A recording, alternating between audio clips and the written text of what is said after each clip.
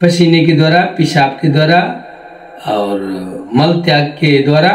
हमारे शरीर में जो भी जो खराब तत्व होता है वो स्वास्थ्य बाहर निकलता रहता है, जिसमें से बहुत सारे तत्व है जो पेशाब के द्वारा ही हमारे शरीर से बाहर निकलता है। तो हमें पेशाब करने की जो क्रियाएं हैं, पेशाब की जो क्रियाएं हैं उसमें विशेष ध्यान देना है,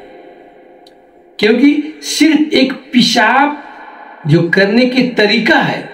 वो यदि गलत हो जाता है तो हमारी किडनी खराब हो सकता है, हमारी किडनी में पथरी हो सकता है और हमारे जो ये इनरी जो सिस्टम है उसमें संक्रमण हो सकता है, हमारे पेशाब नली जो है उसमें संक्रमण हो सकता है। ऐसा आयुर्वेद का मानना है। तो सबसे पहले हमें करना क्या है कि जब भी हम पेशाब करते हैं, मैं आपको एक एक कर बता रहा हूं, हम जब पेशाब करते हैं तो पेशाब करने के तुरंत बाद किसी भी परिस्थिति में भूल कर भी हमें तुरंत पानी नहीं पीना है। पेशाब करने के तुरंत बाद हमें भूल कर भी पानी नहीं पीना है। इससे यदि हम पेशाब करने के तुरंत बाद पानी पी लेते हैं तो हमारे किडनी में पत्थर होने का पूर्णतः संभावना होता है और बनता भी है, ऐसा आयुर्वेद का मानना है। दूसरी बात, हम जब भी पेशाब करने जाते हैं तो कभी भी पेशाब करने वक्त जोर लगाकर पेशाब न करें। पेशाब को प्राकृतिक रूप से जो निकलता है उसे हमें निकलना देना चाहिए, उसमें जोर नहीं लगाना चाहिए। और भूलकर भी पेशाब करते वक्त पेशाब को रोक कर नहीं करना है। यदि आप पेशाब को रोक कर करते हैं तो आपको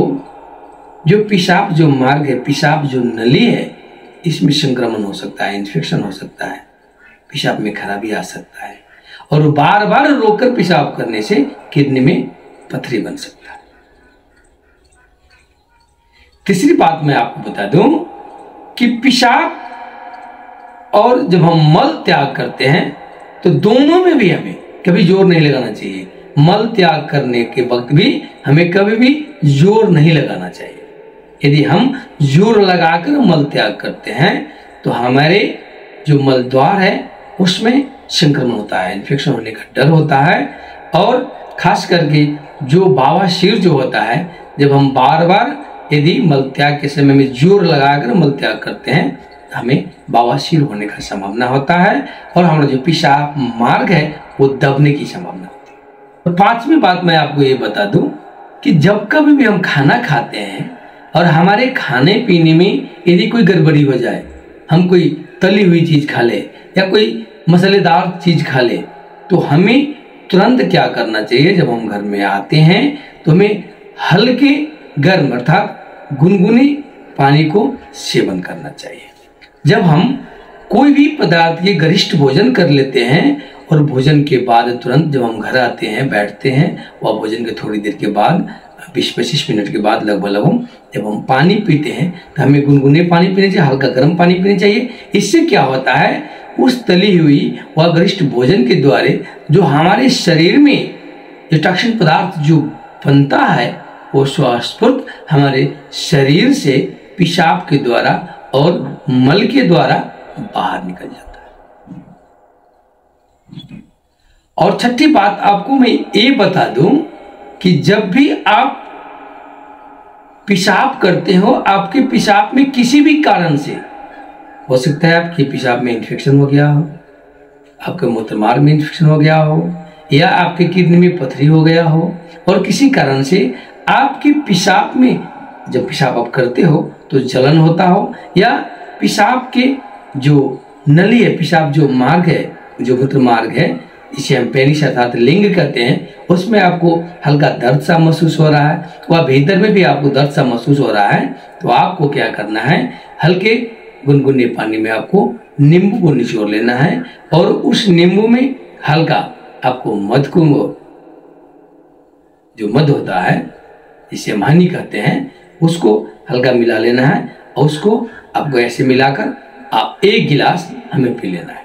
ऐसे करने से आपको तुरंत ही आपको जो पेशाब में जलन है वो मिट जाएगा। आपको जो पेशाब करने वक्त जो हल्का दर्द हो रहा है वो नहीं होगा, आपको राहत मिलेगा उससे, और आपको जो इन्फेक्शन भी है उसमें भी आपको राहत मिलेगा। ऐसा हमने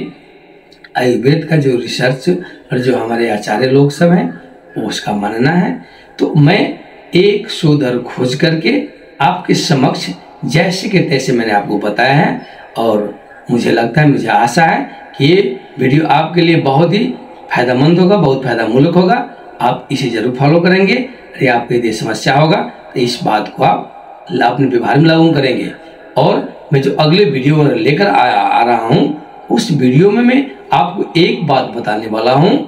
कि पेशाब के कारण